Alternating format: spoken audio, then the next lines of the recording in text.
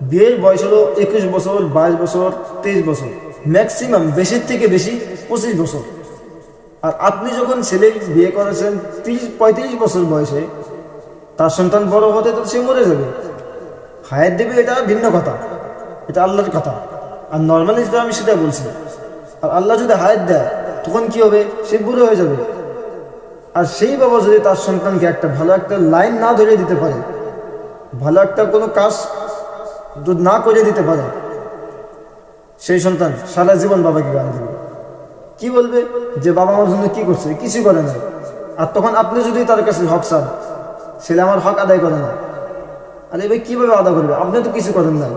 বাবা আসে বলে, হুজুর আমার সন্তান আমাকে হক আদায় করছে না, আমার হক দেয় না। কীভাবে দেবে? আপনি তো তার হক আদায় করেন নাই। আপনার উপরে এটা কর্তব্য ছিল যে আপনি তাকে সময় মতো বিয়ে করান, কিন্তু আপনি এটা করেন নাই। বিয়ে করান নিজের টাকা দিয়ে। কি বলে, ছেলে তো এখন নিজের জন্য কামায় না, আর যে আসবে তার জন্য কি কামাই করবে? হে ভাই, আল্লাহ তাআলা কি বলেন? রিজকের মালিক আল্লাহ।